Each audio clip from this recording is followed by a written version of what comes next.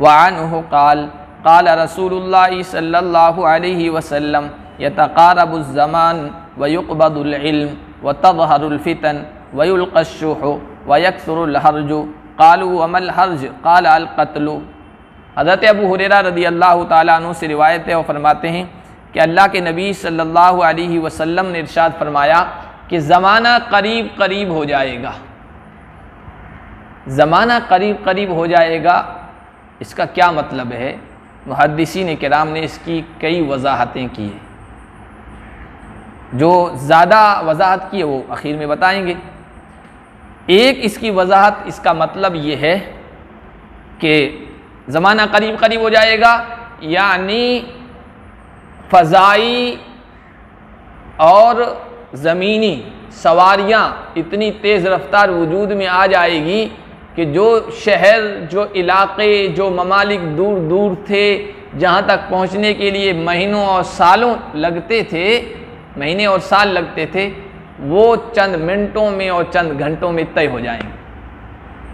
अब ट्रेनें भी ऐसी वजूद में आ गई और बसें और कारें भी बड़ी तेज़ रफ्तार वजूद में आ गई और हवाई जहाज़ तो आ ही गया है कि महीने लग जाते थे, अब वो 4 घंटे में पहुंच जाते हैं।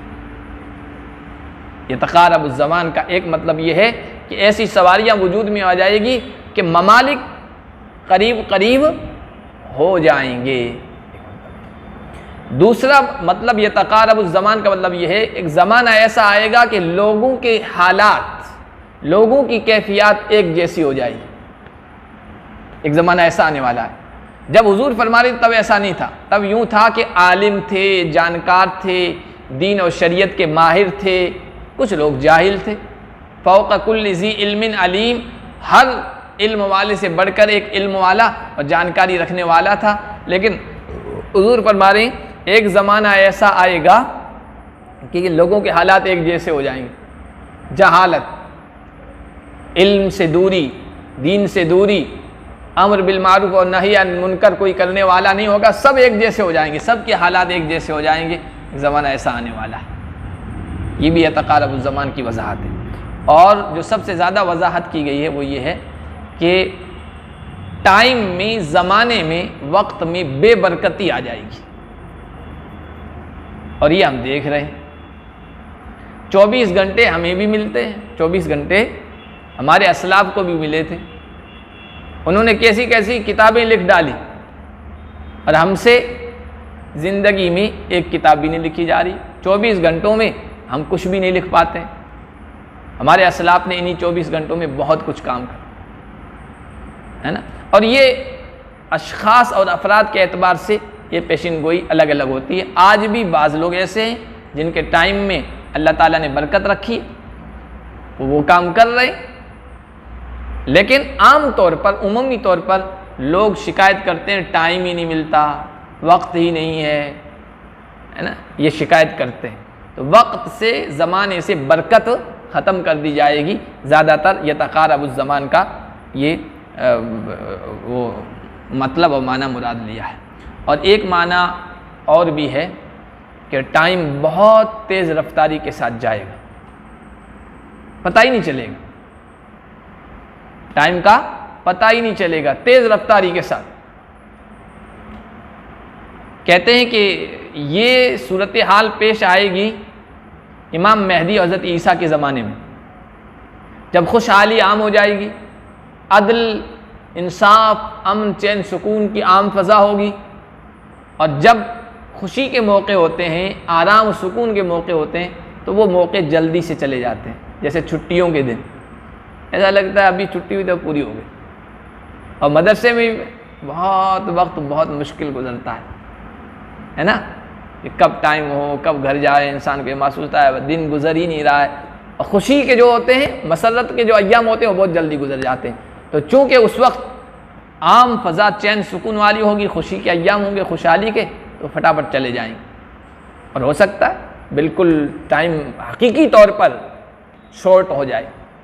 जैसे दज्जाल के बारे में आएगा, आगे पढ़ेंगे आप, कि दज्जाल के वक्त एक दिन 1 साल के बराबर, फिर एक दिन 1 महीने के बराबर, फिर एक दिन एक हफ्ते के बराबर। तो दिन लंबा होगा तो इसी तरह दिन छोटे भी तो हो सकते हैं, है ना। एक साल एक दिन के बराबर हो या एक हफ्ते के बराबर लगे, ऐसा भी हो सकता है। ज़माना करीब करीब होने का एक मतलब ये भी। वयुक़बदुल इल्मु, और इल्म उठा लिया जाएगा। इसकी तौज़ी दूसरी हदीस से, इल्म कैसे उठा लिया जाएगा? ऐसा थोड़ी कि हदीस की किताबें पढ़ाने वाला, तफसीर का माहिर, हदीस का माहिर और मुख्तलिफ उलूम व फ़नून की सलाहियत रखने वाला आदमी सोएगा और सुबह उठेगा तो सीने से सब गायब हो जाएगी, मेमोरी साफ, है ना, कि भाई मेमोरी में खराबी आ गई, एकदम क्या हो जाती है मेमोरी, वायरस आ जाता है, ख़त्म। ऐसा नहीं हो, बल्कि बिक़ब्ज़िल उलमा, इल्म के, शरीयत और दीन के जो माहिर उलमा होंगे वो एक एक करके उठा लिए जाएंगे। यहाँ तक कि बाद में रहने वाले जो लोग होंगे ना, वो जाहिल होंगे, लोग उन्हीं को अपना अमीर बना लेंगे और फतवे ठोकेंगे, खुद भी गुमराह होंगे, दूसरों को भी गुमराह करेंगे। ये इल्म उठा लिया जाएगा। व तज़हरुल फितन, और फितने आम हो जाएंगी, गालिब आ जाएंगी, फितने आम हो जाएंगी। व युल्क़श्शुह, और बुख़्ल डाल दिया जाएगा लोगों के दिलों में। देखो बुख़्ल ये इंसान के मिजाज में दाखिल है, लेकिन ऐसा बुख़्ल जिसमें मुबालगा, इंसान बखील हो जाएंगे, लालची हो जाएंगे, हरीस हो जाएंगे, दूसरों के हुकूक क्या अदा करें, उनके पास जो कुछ है वो भी चूस लें, वो भी हासिल कर लें, ऐसे लोग बन जाएंगे। आज दुनिया में आप देख लीजिए कि बहुत सारे अफराद मुआशरे और समाज में ऐसे जिनके पास खूब दौलत है, खूब माल है, हर महल्ले में एक एक घर, हर जगह एक नया प्लॉट, उसका भाई घर के लिए तरस रहा होगा लेकिन उसको देने के लिए तैयार नहीं, बखीली इतनी आ जाएगी, बुख़्ल डाल दिया जाएगा।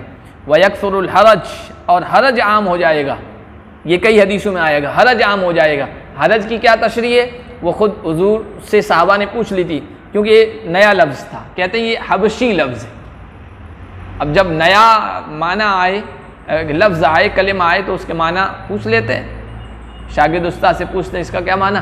साहबा ने भी पूछा, या रसूल अल्लाह ये हरज क्या है? काला अल कत्ल, कत्ल आम हो जाएगा। आप अखबार उठाकर देख लीजिए कि रोज़ाना कोई ना कोई मर्डर की, कत्ल की आपको ख़बर मिलेगी। ये तो एक आम खबरें जो हर मुल्क में पेश आती है। फिर ये कि बमबारी के ज़रिए से, मिज़ाइलों के ज़रिए से, लड़ाइयों के नतीजे में कत्ल गारत गरी आम हो जाएगी और बेशुमार बेगुनाह लोग मार दिए जाएंगे। कल ही है ना, अमेरिका ने बम जो है फेंका या मिसाइल दागा है और उसके नतीजे में एक घर के कई अफराद जिसमें बच्चियां थी, बच्चे थे, वो ख़त्म कर दी। अब उनका क्या कसूर था? हदीस में आगे वाली हदीस में आ रहा है कि हरज यानी ऐसे हालात होंगे कि कातिल को ही नहीं पता कि मैंने इसको क्यों मारा है, और मकतूल के बारे में नहीं कि क्यों मारा गया है। बस कत्ल गारत गिरी और मर्डर के हालात ज़्यादा हो जाएंगे, खून रेज़ी आम हो जाएगी। आगे की जो रिवायत है वो भी हज़रत अबू हुरैरा से फरमाते हैं, अल्लाह के नबी ने फरमाया, वल्लदी नफ्सी बियदिही, उस ज़ात की कसम जिसके कब्ज़े में मेरी जान है, ला तज़ाबुद दुनिया हत्ता याती अलन्नासि यौमुन, दुनिया ख़त्म नहीं होगी यहाँ तक कि लोगों पर ऐसा दिन आ जाए, दुनिया ख़त्म नहीं होगी जब तक कि लोगों पर ऐसा दिन ना आ जाए कि ला यदरिल कातिलु फ़ीमा क़तला वलल मक़तूलु फ़ीमा क़ुतिला, जिसमें कातिल को पता नहीं चलेगा कि किस बुनियाद पर उसने किसी को कत्ल किया है, और न मकतूल को कि किस बारे में, किस वजह से उसको कत्ल किया गया। बस कत्ल गारत गिरी आम हो जाएगी। ये दंगे होते हैं, फसादात होते हैं, या ये जो बमबारियाँ होती है, बेगुनाह उसमें कत्ल कर दिए जाते हैं। कातिल से पूछो उसको भी पता नहीं कि मैं क्यों कत्ल कर रहा हूँ। कैफ़ यकूनु ज़ालिक, साहबा ने पूछा ये कैसे होगा? क़ाल अल हरज, हरज की वजह से होगा। अल कातिल वल मक़तूल फ़िन्नार, जिसमें कातिल और मक़तूल दोनों जहन्नम में होंगे। तो मक़तूल क्यों जहन्नम में होगा? भाई लड़ाई के लिए दोनों आमने सामने होंगे, अब हर आदमी ये चाहता है कि मैं सामने वाले को कत्ल कर दूं। कातिल जिसने कत्ल किया वो तो चाह ही रहा था, लेकिन मकतूल को तो अपने दाव चला रहा था, लेकिन दाव उल्टा पड़ गया। तो ऐसे हालात में कातिल और मकतूल दोनों जहन्नम में होंगे।